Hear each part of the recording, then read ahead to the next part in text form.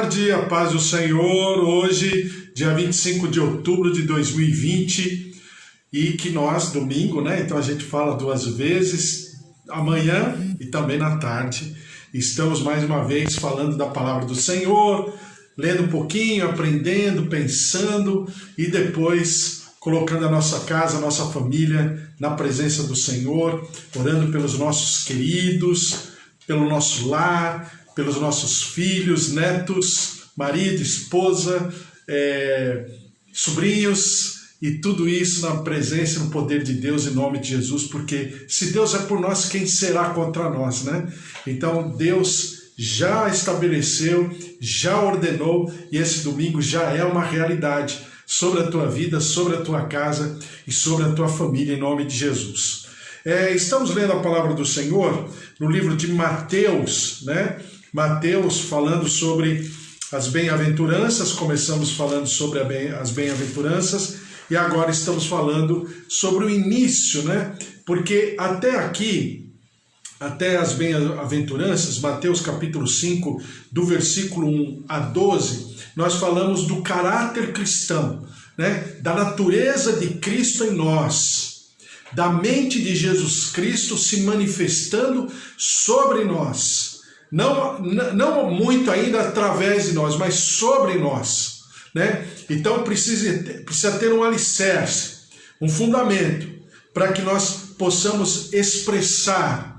E isso precisa começar do nosso interior, né? E é o que diz exatamente Mateus capítulo 5, versículo 13, que a gente leu hoje de manhã. Mateus 5,13 diz assim: Vós sois o sal da terra. Ora, se o sal vier a ser insípido, como lhe restaurar o sabor? Para nada mais presta, senão para ser lançado fora e ser pisado pelos homens. Só para a gente lembrar, Jesus está falando ali no Monte das Bem-aventuranças, né? O Monte das Beatitudes, e esse monte ficava bem próximo assim da Galileia, olhando, para quem olha assim para o mar da Galileia, daquela região, né? Ou o lago de Genezaré, e próximo ali também estava o Mar Morto. Então o sal, o produto, né? O sal era muito conhecido. Só que o sal ele não sofria não tinha aquele refino que hoje nosso sal tem, né? O nosso sal ele é refinado, ou seja, ele é purificado, ele é depurado para se transformar num sal mais sem intempéries, sem misturas e tudo. Naquela época não, o sal era pego naturalmente naquele lugar e tal. Então o sal sofria muitas, vamos chamar assim, muitas intervenções na sua propriedade, né? E as pessoas, depois de um certo tempo, percebiam que o sal perdia o sabor, aquela consistência. Então as pessoas pegavam o sal e jogavam na estrada, não jogavam no lixo, jogavam na estrada, porque o sal mais ou menos se transformava naquilo que a gente tem hoje daquelas pedrinhas, né, que joga na estrada, né? Então o sal servia tão somente para os homens, como diz Jesus aqui, para os homens pisarem. E daí a gente entende, e essa é a primeira parábola de Jesus, né, no livro de Mateus, nós somos chamados de sal da terra, porque a gente entende e a gente apreende dessa linguagem, dessa visão figurativa de Jesus, de que o sal, quando ele não serve, ele piora, ele não serve para nada mesmo, é mais para os homens pisarem. E os homens pisando significa maldição. É a maldição em que sentido? Se nós não formos exatamente aquilo para o qual o Senhor nos chamou e nos colocou, nós só serviremos para sermos pisados pelos homens. Aí eu falei para você, comparativamente, aquilo que acontece hoje conosco, com uma boa parte do povo de Deus. Nós somos vistos hoje como 45, 50 milhões, né? A revista Veja gosta de chamar a gente de evangélico, né? A gente sempre fala, quem dá nome, quem fala que o povo de Deus é povo evangélico, veja, Deus nos chama de filhos, né? Mas chama a gente de evangélico. E do outro lado, nunca o Brasil passou por tantas situações e circunstâncias de corrupção, de suborno, de intriga, de conflito, né? Isso que acontece, por exemplo, a gente percebe no jornalismo, desculpa quem é jornalista, né? Não todos, mas uma boa parte, principalmente desses meios de comunicação mais conhecidos, e a gente percebe provocando intriga, ele falou isso, mas o outro falou aquilo, e tira do contexto, né, da frase ou da resposta daquela autoridade, e tira do contexto, e depois só lança a frase que a pessoa falou sem contexto algum. Simplesmente solta aquela frase e as pessoas, os comentários, são feitos em cima da frase e não da maneira com que foi falado, da maneira com que foi respondido. Então nós vivemos uma sociedade muito conflituosa, né? Com muita intriga, muita discussão, muito falatório. Ou você é assim, ou você é assado, ou você torce para um, vota em um, ou você torce pelo outro e vota no outro. Quer dizer, nós vivemos uma geração muito ruim, assim, em termos de discernimento, de sabedoria, de mansidão, de pureza, né? de ética, de moral. Então, ser sal significa nós estarmos carregando todas as características de Jesus, termos o caráter de Jesus. E ele diz lá que somos mansos, somos pobres de espírito, nós somos pacificadores, nós somos puros de coração. Então são frases, são lógicas, conceitos que estão muito distantes do nosso cotidiano. Mas o Senhor Jesus diz em Mateus 5,13 de que nós somos o sal. Nós fomos estabelecidos exatamente para fazermos a completa diferença. E aí eu falei para você, né, aquilo que acontece no Antigo Testamento, na história de Noé, quando a Trindade fala, vamos destruir o gênero humano. Nos arrependemos de ter formado o homem. Aí vem logo em seguida, mas Noé andava com Deus. Noé era íntegro e puro de coração. Então, o que nos falta como sociedade são Noés, né? Eu não sei se é esse o plural, mas fica sendo plural a partir de agora. Faltam Noés na política, na sociedade, na tua casa, na tua família, no nosso contexto de comunidade. Faltam Noés. Por quê? Pessoas que pelas suas características, pelo seu caráter, pela sua maneira de pensar, de sentir, de se mover, traz diante daquele lugar uma purificação, uma depuração pelo simples fato da pessoa existir. Então não é que Noé ficava apregoando a palavra de Deus para os quatro cantos, mas Noé andava com Deus. Então, antes de pregar o Evangelho, antes de ser, vamos chamar assim, um instrumento de pregação, eu preciso ser primeiro o instrumento.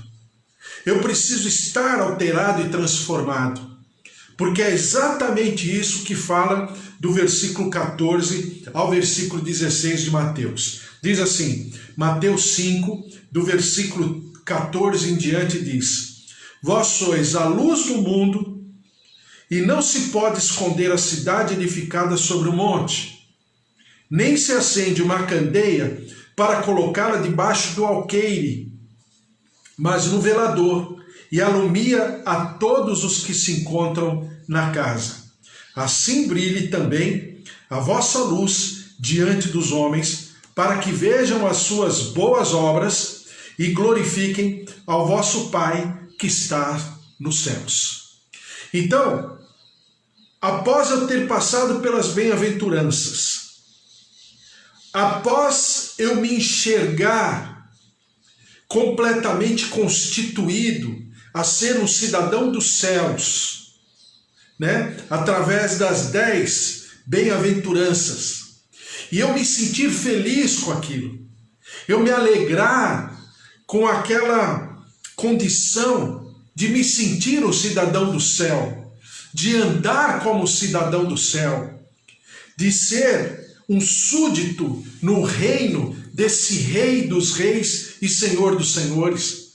Então eu entendo que eu preciso ser o sal da terra, porque eu preciso frear a podridão que existe na sociedade. Eu preciso como que obstruir o movimento de destruição sobre o qual, né, a sociedade está se movendo, se manifestando hoje. Então, a minha posição, a minha maneira de ser, a minha maneira de pensar, a minha maneira de me manifestar causará esta condição. E isso vai me levar a ser perseguido, isso vai me levar a ser incompreendido, porque eu vivo numa sociedade corrupta. Eu vivo num mundo corrupto. E a palavra do Senhor fala que após eu ser esse sal, né? Então dizem que você só sabe que não tem sal na comida quando você prova e você percebe que não tem sal. Aí você lembra do sal. Mas se não, ninguém vai lembrar do sal, porque o sal, ele faz parte integrante daquele alimento. Então nós devemos fazer parte integrante da sociedade. Não é nos abster, não é nos distanciarmos, é o contrário. Mas, ao mesmo tempo, eu preciso ser, né, como que, se eu não estiver naquele lugar, eu preciso fazer falta. As pessoas precisam ter falta, sentir a minha ausência. Não porque eu seja expert em nada, mas por causa do Deus a quem eu sinto e vivo, do Deus a quem eu manifesto através da minha maneira de ser, através da minha maneira de sentir, de pensar. E a palavra do Senhor diz isso muito claramente, quando, agora falando de luz, luz do mundo, né? Quando acontece lá no livro de Jonas, eu vou até ler, Jonas capítulo 3, versículo 5, diz assim: os ninivitas creram em Deus e proclamaram jejum, e vestiram-se de panos de saco, desde o maior até o menor. Chegou esta notícia ao rei de Nínive.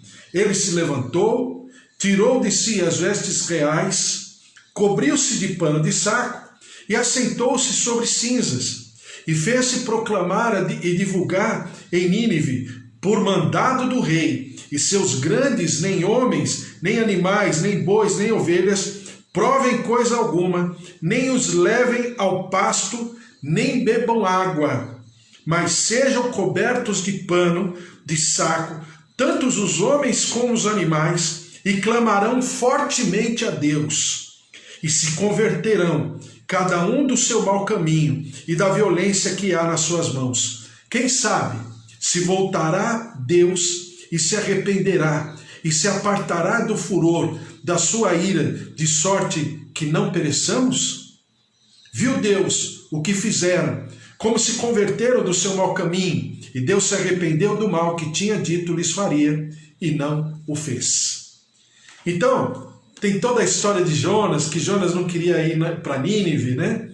Era para ele pegar uma embarcação a caminho de Nínive, e ele vai por uma embarcação numa direção, num objetivo completamente contrário de Nínive. Aí a embarcação passa por uma tempestade, e tem todo, Jonas tem toda uma restauração, né? Toda uma vida restaurada com Deus, com a sua relação com Deus, como servo de Deus, como profeta, e depois o peixe, né, vomita Jonas na margem exatamente daquela região de Nínive. Jonas vai e fala de Deus, e fala que o Senhor traria juízo sobre aquele lugar.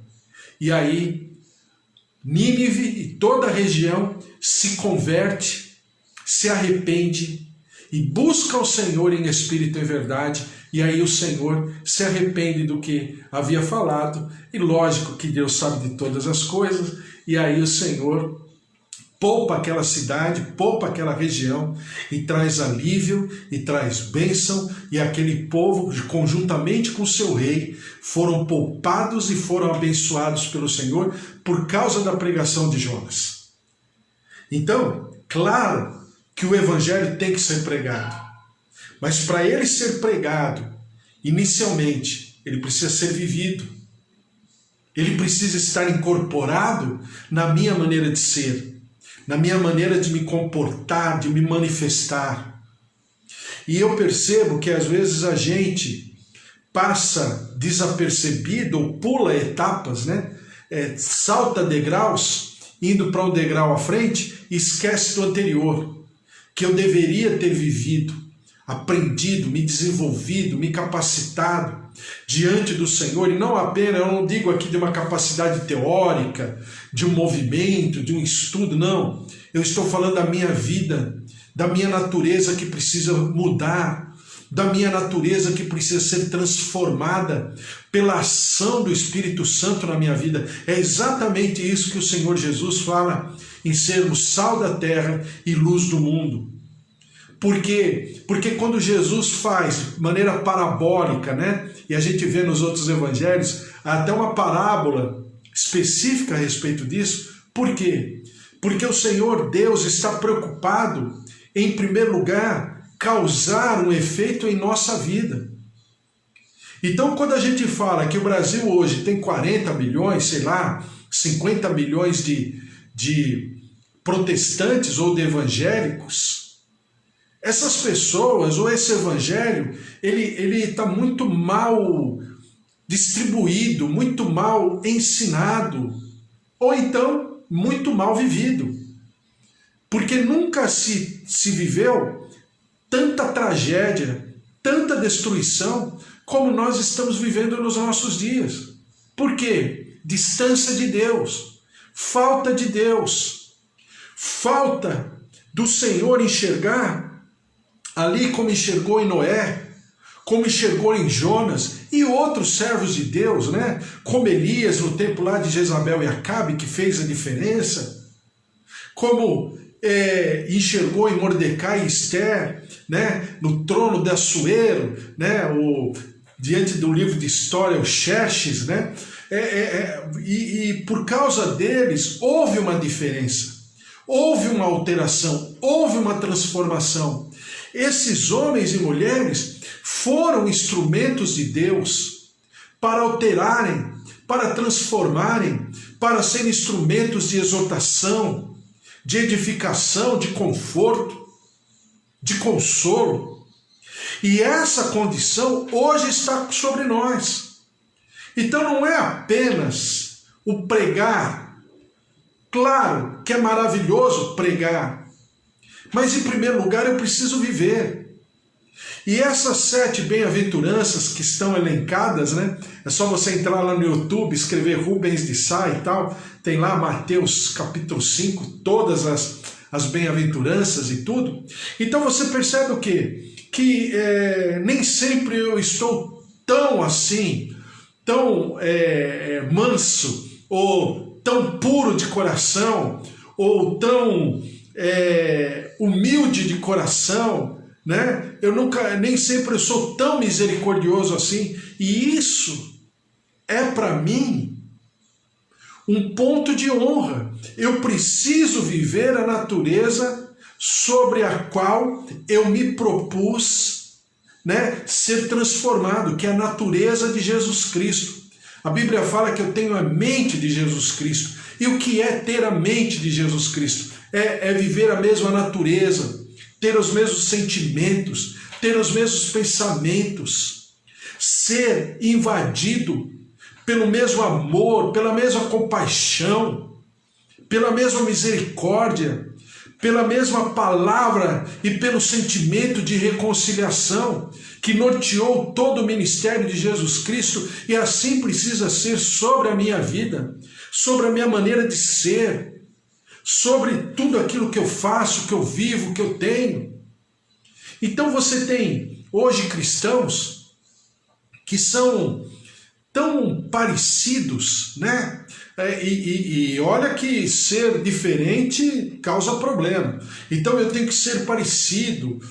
E com isso eu alivio a minha carga, a minha alma e me justifico, né? Então se eu falo palavrão, se eu não tenho uma vida tão, sei lá, tão íntegra como deveria ter também, todo mundo faz, né? Essa coisa, se fulano faz, por que eu não vou fazer isso e aquilo? E aí eu começo a nivelar a minha vida cristã, a minha natureza de Jesus Cristo por baixo, ao invés de eu nivelar pelo alto. Nivelar com quem? Com Jesus Cristo.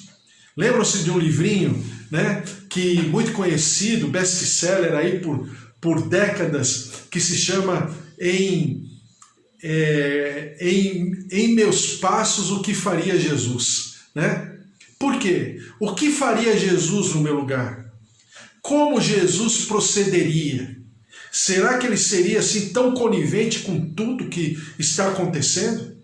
Então é fácil para nós, às vezes, identificarmos lá na política que é ruim e que deve ser identificado, porque a Bíblia fala que eu tenho que usar como diapasão, como instrumento, né, de aferição à própria palavra de Deus. Eu não posso julgar pelas minhas verdades, isso não. A Bíblia fala que eu não devo julgar ninguém, mas eu posso enxergar mediante o diapasão da própria palavra de Deus, aí eu posso.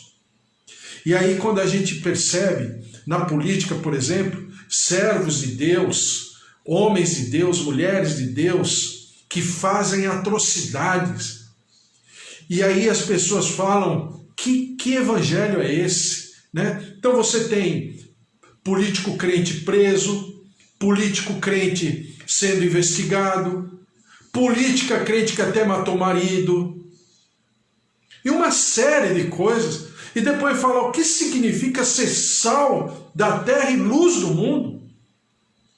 Mas antes de nós falarmos alguma coisa desses, vamos aferir a nossa vida, de como estamos andando, de como estamos procedendo, porque isso é muito importante para as nossas vidas e até para o nosso futuro. Porque, segundo Jesus Cristo, senão eu não serei cidadão do céu. Senão eu não estaria ali, eu não estarei ali, né, vamos chamar assim, com passaporte, como diziam os antigos, né, com passaporte carimbado céu. Por quê? Porque eu tenho um evangelho meia boca.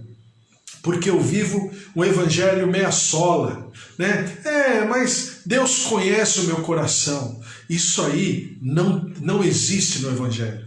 Isso aí não existe na palavra de Deus. Ou eu sou, ou eu não sou. Essa coisa de eu viver o melhor dos mundos, né? Como dizem, um pé aqui e outro lá, isso não existe. Ou bem eu sou, ou bem eu não sou. Se eu for de fato, se eu escolher de fato viver esse evangelho, então eu tenho que me converter. Aí você tem lá na discussão de algumas igrejas, de alguns teólogos, de alguns livros que escrevem a respeito, eles falam assim, será que um crente perde ou não perde a salvação? Qual seria a resposta certa, correta para essa pergunta? Perde ou não perde? A salvação pode ser perdida ou pode não ser perdida? Depende. Depende do que a pessoa entende de salvação, né? Por quê? Porque nós temos uma salvação que eu poderia chamar de salvação conceitual. Eu entendo pela minha razão que Jesus Cristo é realmente o Filho de Deus. Que Jesus Cristo realmente veio para me salvar. Mas eu não tenho no meu coração. Então ela é conceitual porque, racionalmente falando, eu sei que é. Mas falta a minha transformação. Falta realmente Jesus habitar no meu coração. Falta Jesus fazer parte integrante da minha vida. Esse caráter de Jesus Cristo ainda não prevalece, não permanece. Então, conceitualmente, racionalmente, eu posso ser até alguém que entenda a salvação de Jesus Cristo. Mas eu não vivo de fato. Por quê? Porque os meus procedimentos são os mesmos. Não houve mudança, não houve transformação. Então alguma coisa está errada. Ou o evangelho está sendo pregado errado, ou então eu estou vivendo esse evangelho meia sola, né? Oi, Márcio, tudo bem? Márcio Dias, saudades, Rubão. Saudade, Márcio. Deus abençoe você, a tua casa, a tua família e o teu ministério, em nome de Jesus. Então é exatamente isso. Por quê? Porque essa condição espiritual, ela precisa ser uma condição sine qua non, para que eu viva de fato aquilo sobre o qual o Senhor deseja que eu me coloque. Então nós vivemos esse evangelho, né? O pastor Dietrich, lá da Segunda Guerra Mundial, um alemão pastor que sofreu nos campos de concentração, ele falava que isso chamava naquela época graça pequena, ou seja, um evangelho pequeno, um Jesus menor, um Jesus mais limitado. Não, isso não é evangelho. Ou eu creio e vivo e prego e respiro a plenitude do Jesus Cristo, autor e consumador da minha fé, ou então, para quê? Ficar me degladiando com tudo e com todos, e querendo me justificar, e criando uma teologia, e criando uma linha de pensamento que em si só, ela é insípida, é igual o sal que não salga, né? É insípida, é inócua, ela é incapacitante, ela é limitadora. E aí, eu vou orar por cura, né? Eu vou orar por uma pessoa, será que cura, será que não cura e tal? Não, por quê? Porque me falta consistência, porque me falta experiência, porque me falta o mover genuíno do Espírito Santo, para que mude drasticamente a minha vida. Melhor dizendo, não é uma mudança, é uma transformação, para que transforme a minha vida de maneira completa, plena, perfeita e consistente e eterna. Aí eu fico discutindo se o crente perde ou não perde a salvação, não é? Porque na verdade não é uma salvação de fato. Eu acho que eu estou salvo, eu tenho a intenção de ser salvo, né? Eu até entendo que a melhor maneira de se viver é ser salvo em Jesus Cristo, mas na verdade eu não vivo. Na verdade eu não respiro esse evangelho, eu não transpiro esse evangelho. Eu não faço com que esse evangelho seja um causador, né? uma fonte inesgotável de vida, de transbordamento, por onde eu for, por onde eu passar. E aí eu vivo esse evangelho meia sola, esse evangelho meia boca, que é o que acontece. Aí com esse evangelho meia boca, aí fica um monte de coisa. Olha, se Jesus fez naquela época, essas coisas eram só para o tempo dos apóstolos, não é para esse tempo. Aí as igrejas até escrevem que eu acho um absurdo, né? Um absurdo limitar, né, o mover da Trindade, porque elas acham que estão limitando o mover do Espírito Santo. Mas quando eu falo do Espírito Santo, estou falando da Trindade. Eu não aceito Jesus, eu aceito o pacote inteiro, eu aceito a Trindade.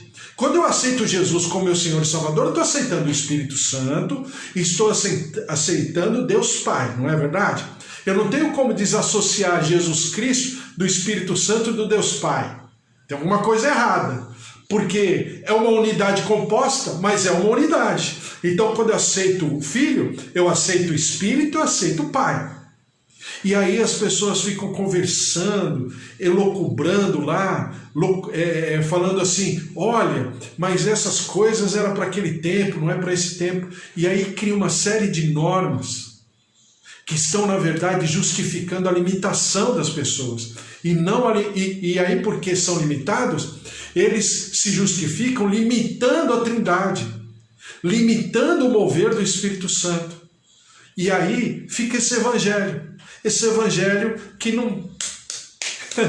não faz nada, que não marca uma sociedade, uma comunidade, uma família como o sal da terra e a luz do mundo, né? Aí você tem crente aí falando um monte de coisa, desbocado, né? Basta pegar aí um cruzamento, um fechamento de um carro do outro lá, que aí você vê o que a pessoa sente mesmo, porque a boca só fala daquilo que o coração está cheio. E aí solta as barbáries lá, né? Por quê? Porque ainda falta uma consistência, ainda falta um se derramar diante da presença do Senhor. E é claro que nesse limite, o Evangelho ainda ele precisa ser vivido para depois ser manifesto. Então Jesus começa aqui numa linha de raciocínio doutrinária muito específica. Primeiro, eu preciso ser bem-aventurado. Primeiro, eu preciso me alegrar por ter Jesus no meu coração. Primeiro, eu preciso encontrar o caráter de Jesus enxertado no meu caráter, na minha personalidade. Então eu preciso ser aqui, olha só. Eu preciso ser humilde de espírito. Eu preciso ser consolado pelo Senhor porque eu choro, por causa da minha pecabilidade, por causa dos meus limites, das minhas fraquezas. Eu preciso ser bem-aventurado porque eu sou manso. Eu não sou o primeiro a desbocar, a falar, pelo contrário. Eu sou o último a falar. Por quê? Porque eu preciso que o Senhor se manifeste em mim. Se Ele não se manifestar, eu também não preciso falar. Para quê? Vai ser mais um. Eu não preciso. Mas a mansidão estabelece o quê? Estabelece sabedoria, entendimento, responsabilidade, maturidade. Depois diz aqui, bem-aventurados que têm fome e sede de justiça. Quer dizer, o meu desejo desesperado é buscar a justiça do Senhor, ou seja, a palavra de Deus. Buscar em primeiro lugar o reino dos céus e a sua justiça. E as outras coisas vos serão acrescentadas. Aliás, Jesus fala aqui, né, em Mateus capítulo 6. Bem-aventurados os limpos de coração. O quanto eu estou purificado e limpo no meu coração. O quanto eu estou depurado mediante uma sociedade tão corrupta, tão subornável como é a nossa sociedade. Diz assim, bem-aventurados os perseguidos, bem-aventurados sois quando por minha causa vos injuriarem, e regozijai-vos e exultai. Ou seja, eu vou viver a alegria da minha salvação, desse evangelho que está promovendo uma transformação na minha vida. Aí sim, eu serei sal da terra e luz do mundo. A Bíblia fala em 1 Timóteo, capítulo 2, versículo 1, é o conselho de Paulo, né, que Paulo está dando a Timóteo. 1 Timóteo, capítulo 2, versículo 1.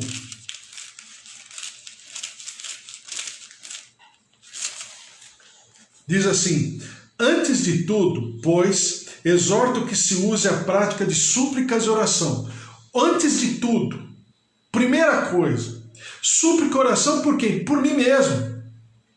O meu a sós com Deus precisa ser um ponto de honra, um desejo mais do que primordial, necessário, desesperadamente necessário.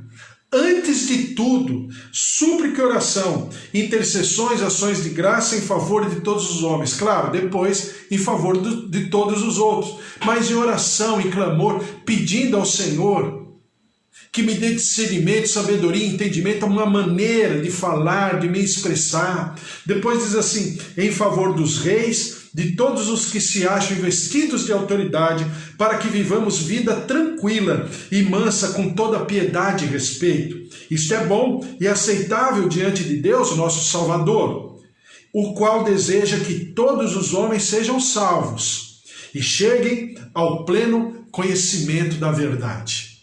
Então, eu preciso, antes de tudo, olhar.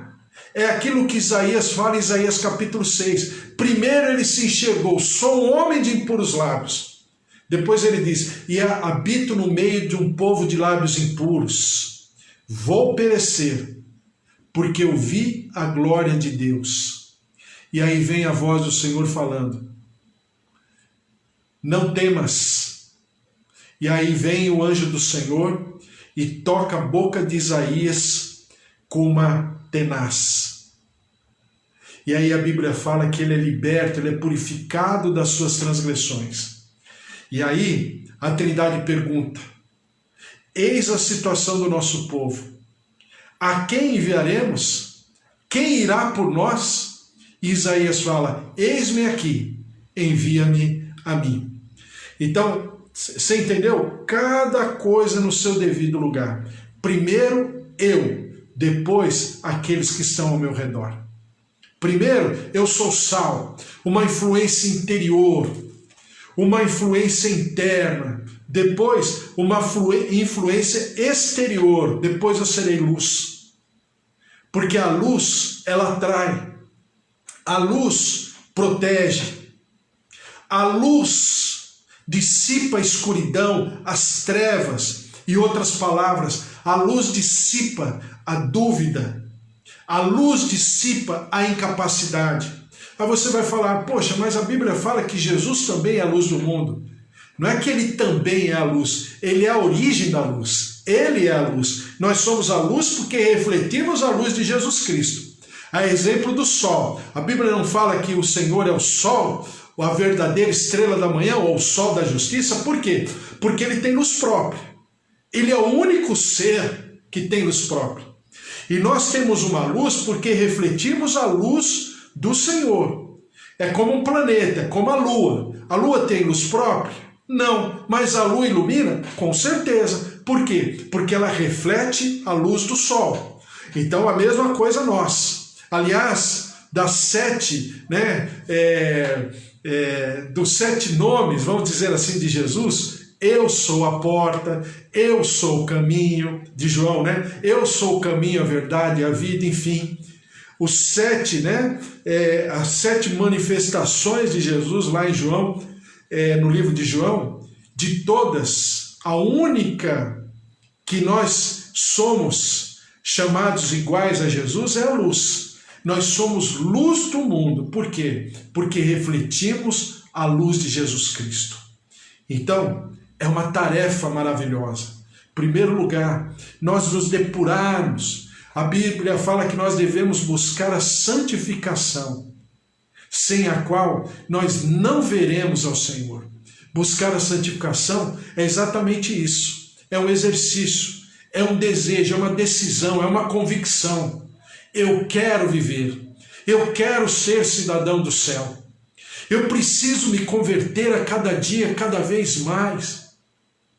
Olha só o que diz aqui em Filipenses capítulo 2, versículo 15. Filipenses 2,15. Filipenses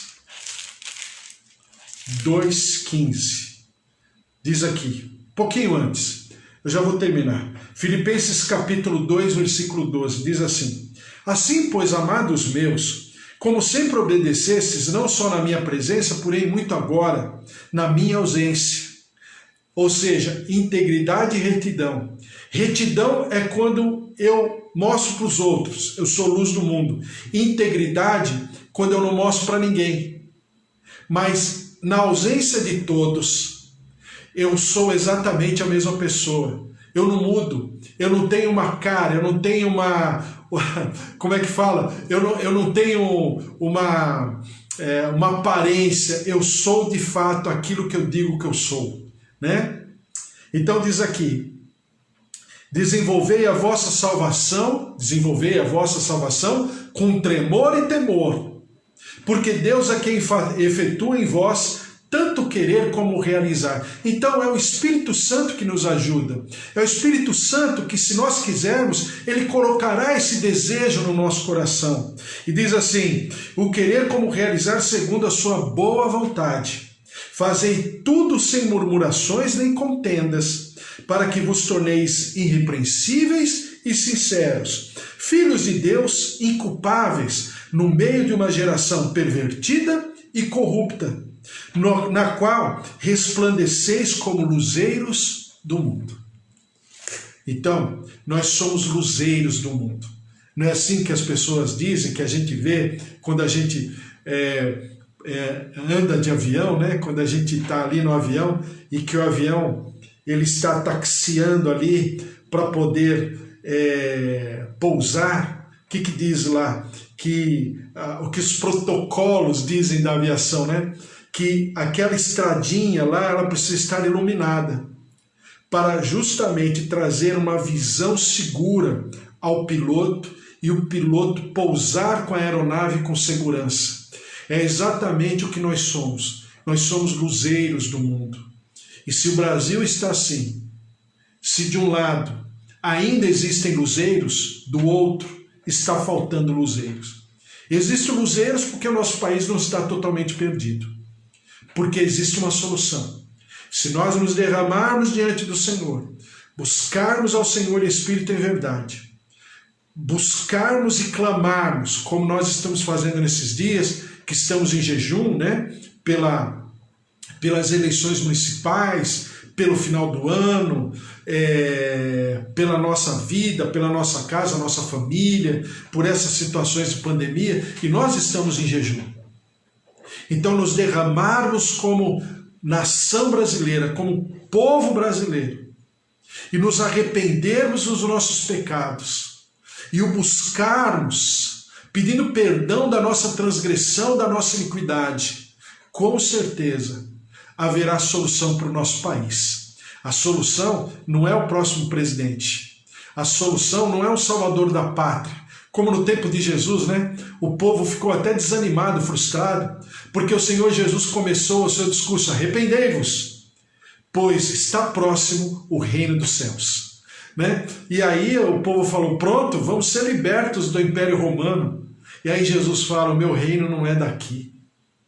O meu reino é um outro reino. Então é exatamente isso. Nós estamos buscando um salvador da pátria e ele não existe. O único Salvador se chama Jesus Cristo. E a nossa nação, o nosso povo, a nossa casa, a nossa família precisa dessa salvação. Precisa exatamente de ser e viver o sal da terra e a luz do mundo. Que talvez você tenha sido levantado exatamente para isso. Para fazer a diferença. No mundo, claro. Na nossa sociedade brasileira, com certeza, mas principalmente a começar da tua própria vida, da tua própria casa, da tua própria família, em nome de Jesus. Amém? Glória a Deus. Vamos orar, colocar diante do Senhor a nossa casa, a nossa vida, a nossa família. Orarmos aqui. Márcia, Márcio, Deus abençoe, Márcio. Um beijo para você. Deus abençoe também todos aí na tua casa, a Bispa Nivalda, e também suas filhas, né? São mulheres, moças lindas, maravilhosas. Deus abençoe a todos vocês. Também a Ivone. Deus abençoe a tua casa, a tua família. Deus abençoe também o Bispo Antônio, família, Suzy, Priscila, filhos, netos. O Senhor abençoe também a Márcia, o Fábio, sua casa, sua família, Dona Efigênia, seu Augusto, filhos, netos, Luiz Henrique, todos vocês.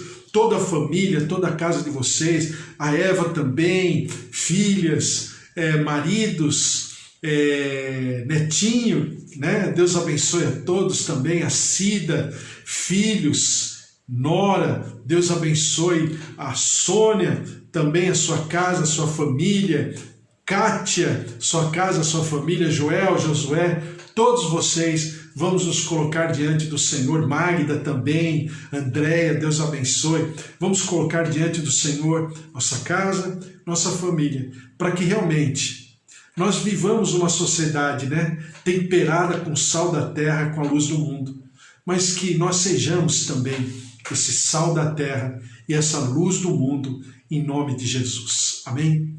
Senhor nosso Deus, nosso Pai, nós te louvamos pela Tua palavra, pelo Teu mover, pela Tua graça, pela Tua glória, em nome de Jesus.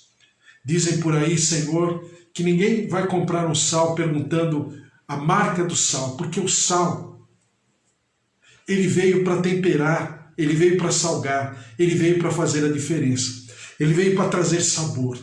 E nós, com certeza, estamos no mundo para trazer sabor, o sabor do reino dos céus, a plenitude do reino dos céus, a plenitude do verdadeiro reino, que será e sempre foi e sempre será o reino sempre eterno. Por isso, ó Deus, que nós sejamos capacitados, habilitados a vivermos esse reino à flor da nossa pele, através da nossa vida, da nossa casa, da nossa família. Por isso, apodera-te, ó Deus, dos nossos queridos, que o Senhor abençoe os nossos familiares, o avô, a vovó, os tios, os pais, o marido, a esposa, filhos, netos, sobrinhos. O Senhor abençoe também a minha tia Alzira, a minha tia Rosália, o meu primo Alexandre, que nós estamos orando, jejuando por ele, pela sua cura, pela sua saúde. Também, ó Deus, minha tia Júlia, todos que estão ali, em nome de Jesus, lá em Salvador, minha família amada, o Senhor se derrame sobre cada um de nós. Também a dona Nadir, o seu Toninho, sua vida, o coração, artérias, veias. Senhor Deus de maravilhas, visita músculos, órgãos, fígado, rins, olhos, que a tua cura, a tua saúde venha sem detença, se derrame como bálsamo de Gileade, como as águas curadoras que descem do limiar do templo, se derrame sobre a nossa vida, a nossa casa, a nossa família, trazendo cura, trazendo saúde, trazendo restauração. Deus de maravilhas, derrama-te sobre o nosso país, sobre o nosso Brasil, a nossa nação brasileira, o nosso povo, sara a nossa terra, perdoa, ó Deus, a nossa nação. Derrama-te, ó Deus, trazendo misericórdia para que nós sejamos amparados, curados, visitados, como o povo brasileiro que sofre, que é destruído, que tem, ó Deus, nos quadros políticos da administração pública, pessoas tão déspotas, cruéis, que trazem destruição, que em nome de um benefício financeiro fazem qualquer coisa. Senhor, nós denunciamos, expomos diante do teu altar, mas ao mesmo tempo, Senhor, nós te clamamos, perdoa o nosso pecado, tem misericórdia do nosso povo, sara a nossa terra, e nós te daremos sempre todo louvor, toda honra e toda glória, em nome de Jesus. Amém. Amém. Glória a Deus, que o Senhor te abençoe, que o Senhor te guarde, que o Senhor faça resplandecer o seu rosto sobre a tua vida, que o amor de Deus Pai, a vida vitoriosa em Jesus Cristo e as consolações do Espírito Santo da promessa estejam sobre a tua vida, a tua casa, a tua família, em nome de Jesus, porque você é embaixador do Deus vivo, porque você é representante do reino dos céus, e a glória do Senhor se move sobre a tua vida e através da tua vida, em nome de Jesus, porque se Deus é por nós, quem será contra nós? Se o Senhor é o nosso pastor, de nada nós teremos falta. Que Deus te abençoe, uma semana maravilhosa, e eu estou aqui todos os dias, de segunda a domingo, né? às 10 horas da manhã, conversando com você, orando, colocando a nossa casa, a nossa família, o nosso país na presença do Senhor, porque a Ele é dada toda a honra e toda a glória, porque feliz a nação cujo Deus é o nosso Senhor. Deus abençoe, um beijo para vocês. Bispo Antônio, Márcia, beijo para vocês aí, Deus abençoe. Fábio, Suzy, Priscila, Deus abençoe todos. Que a glória do Senhor esteja sobre todos vocês. Um beijo, amanhã às 10 horas estou de volta. Fiquem na paz, tchau, tchau. Domingo, hein? Finalzinho de domingo maravilhoso. Fiquem na